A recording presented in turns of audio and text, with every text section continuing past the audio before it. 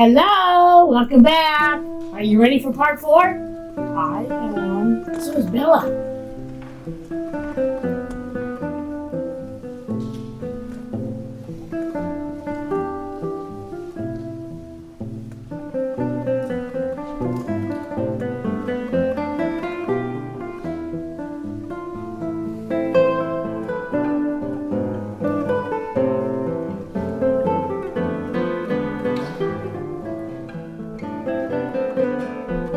Part 1, 2, and 3 pretty much took us the whole month of June, traveling from Madrid to Salamanca, then up to Santiago, then the Camino Portugues beginning in Ferrol over to A Coruña and back into Santiago.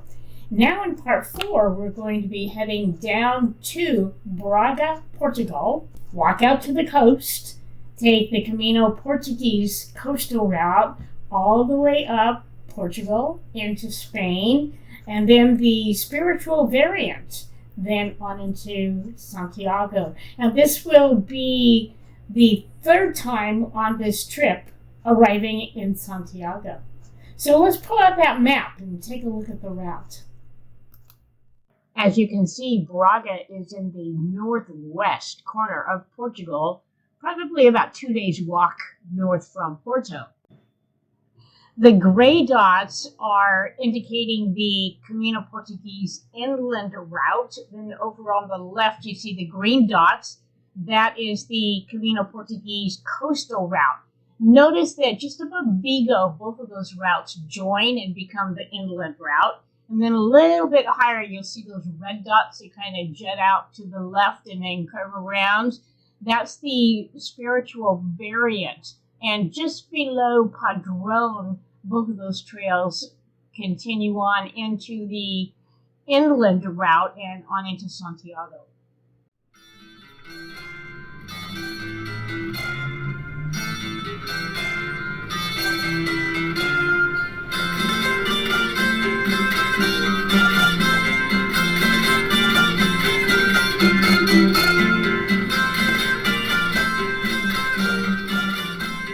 I have a dear friend, Guilherme, who was born and raised in Braga, Portugal, and I just had to go visit him for a couple of days while I was there. It's always nice to have friends you can drop in on. I'd never been to Braga, but he always said that it's a place I should go and see because it really gives you a good idea of the beauty and the history of northern Portugal. The city is often regarded as the religious center of Portugal, and I can verify this. It seemed that on every corner of the city, there was an amazing and huge, either a cathedral or a church. And of course, every 15 minutes, the bells would ring. On the hour, wow, the city was a mass with bells. It was a total cacophonous noise. And all conversation just had to stop until the bells were done. That's pretty remarkable. The first cathedral, the Sé de Braga, was built in the 11th century. From the outside, it looks pretty ordinary, but walking inside, wow, what a surprise. The cathedral has a museum, which is unbelievable. A must-see. It's very well laid out with beautiful displays and really good descriptions of what you're looking at.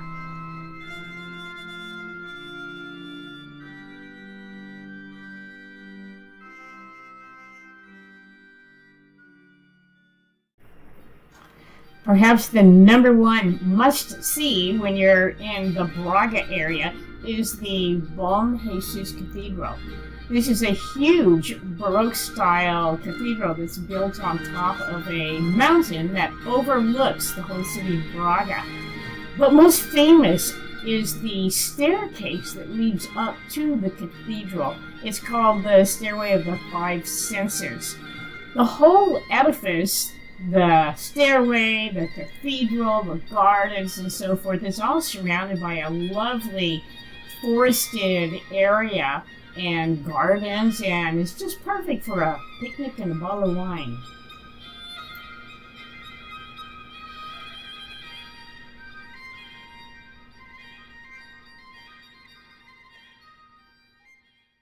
So, is Braga a place you should visit? Absolutely. Especially if you're in need of a rest day or two. And also if you have a friend named Guilherme. Don't worry, I'll introduce you to him. Hey, Guilherme, look out. You're going to be getting a lot of visitors this summer.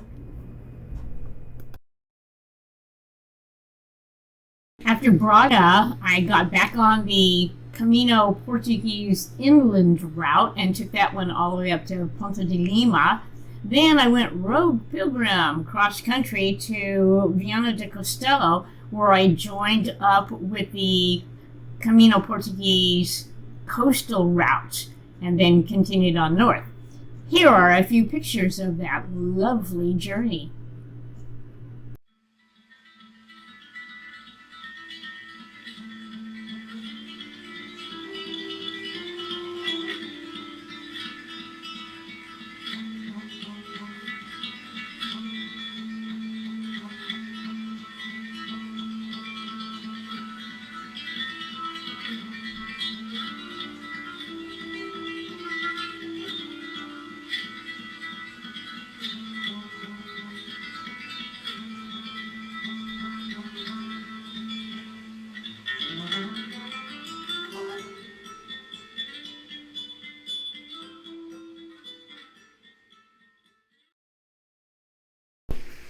All the little seaside villages along the coastal portion of the upper part of Portugal, they're just wonderful. I could do a whole video just on those villages. I could spend weeks just wandering through all of them. They're wonderful, but that's for another time. The next major stop was a little village called Camina. Now, this is the last village that you will go to in Portugal. The next village will be in Spain. And to get there, you have to take a water taxi across the river. It's kind of interesting crossing the border of a country in a water taxi. So I've done this a couple of times. The very first time I did it a couple of years ago, it was just a private fishing boat. And the guy offered to take us across. It was myself and a couple other people, and we got about halfway across the river, and the boat driver said, "Do you want to drive the boat?" And it was like, "Yeah, okay, I'll do that." And so I got to actually drive the boat across the river into Spain. That was kind of fun. Here's a video I shot the day before that wonderful boat ride.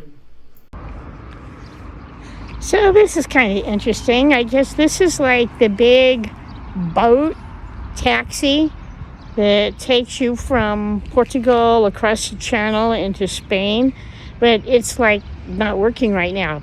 So there's this guy here in this shop over here, and he's got this little private boat, and so for €5, he's gonna give me a ride across the channel in his boat tomorrow morning. Should be interesting. But this last time, it was a larger company that had a boat. I think there were about 10 of us, and it was more organized. You had to buy your ticket the day before and arrive at a specific time. But there are all kinds of options to get across the water. Don't be afraid to explore. There's a lot of ways to do it, and they're all a lot of fun. My favorite Camino, hands down, one which I will do over and over and over again, is the spiritual variant.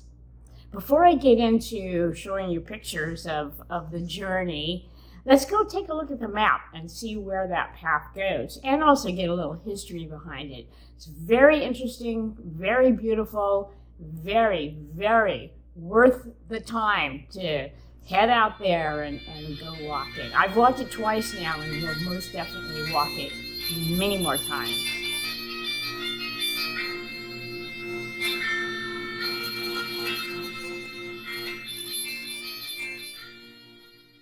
The spiritual variant Camino, or variant Espiritual, is so named because it's the route taken by the disciples of James, or Santiago, when they carried his beheaded body to bury his remains in Pilgrim. Following the crucifixion of Jesus, James fled to Spain and spent the majority of his life sermonizing in the northern part of Spain, primarily in Galicia. In his latter years, he returned to Jerusalem and was beheaded on the orders of Herod Agrippa I. After his beheading, the disciples who had followed him there stole his body and put him on a stone boat to transport his remains to bury them in Padron. We learn this from several medieval texts that allude to the fact. Perhaps the most important and the best documented text is the Codex Calixtinus, also known as the Book of Camino de Santiago. They say it was the angels and the stars who guided the boat to the Galician coast. The boat crossed the Arousa estuary and the river Ulla, docking in Iria Flavia, which is a neighborhood in the present town of Padron. Some consider this route to be the origin of all the Caminos de Santiago. Most people who take the route do so after completing one of the Portuguese routes, either the inland route or the coastal route. It adds about 2 days to the route, but is well worth the detour. The route of the spiritual variant begins at the Church of the Pilgrim in Pontevedra, about 2 kilometers down the trail. After you cross the Burgo Bridge, you're going to be taking a detour to the left. After you pass the Pollo Monastery, you continue to the coastal village of Combaro. This begins the long climb toward the Armentaria Monastery, which was built in 1162. Definitely worth a stop to look around. The next part of the Camino is my favorite. It follows a flowing water river through a very dense forest. The vegetation is green, lush, and incredibly beautiful as the sunlight rays make their appearance through the canopy. The trail continues through several cute little villages, then up on the coast at Villanova de Arousa. Here's a video I shot as I broke through the trees and finally saw the ocean. It's been an absolutely delightful day today, walking through the forest, got the river and the trees, and I just came out of a clearing and I get my first viewing of the sea. So let me spin around and let you see the sea. Look at there. Yeah. And then, of course, we have Schooner. It's been a great day. It's not over yet. At this point, you have 2 alternatives. You can continue walking from Villanova de Arousa to Ponte de Suárez along the banks of the Rio de Arousa and the Ulla River and walk through several small fishing villages. Or you can take a boat trip up the river to Ponte de Suárez. This is the route that I've taken both times, and I do recommend it. The boat follows the same route as the footpath, except you're on the water. The advantage is that from the boat, you can view the 17 crosses that mark the route that St. James' body was transported. By the way, this is the only water-based holy way in the world. When you get to Ponte de Suárez, you take a bridge to the left over the river, and then it's just a short walk to Padron. Of course, the people you meet along the way are the highlight of any Camino. I'm going to be talking more about this in part 5 of this video series when I take a boat ride all the way up to Padron. That's a very special place, so I hope you will stick around for it. I'm going to take a right turn, a really, really right turn into a totally different subject. One that's really near and dear to my heart, and that is music. Spain has a wonderful history in the fine arts and has been a visible influence not only in music but in all the visual arts, including sculpture and painting, also architecture, gastronomy, winemaking. The list goes on and on. A very famous French composer was so captivated by the music and dance that he wrote an opera with Spain and the Spanish culture as its theme. The composer is Georges Bizet, and the opera is Carmen. Written in the late 1800s, it takes place in Seville and features the protagonist, Don Jose, and his obsession with the alluring Spanish gypsy, Carmen. In the opening act, Carmen is singing a taunting song to all the soldiers. The song is the Haberna, and she drops a rose in front of Don Jose. This begins the enchantment of the soldier Don Jose and his desire to do anything for his goddess.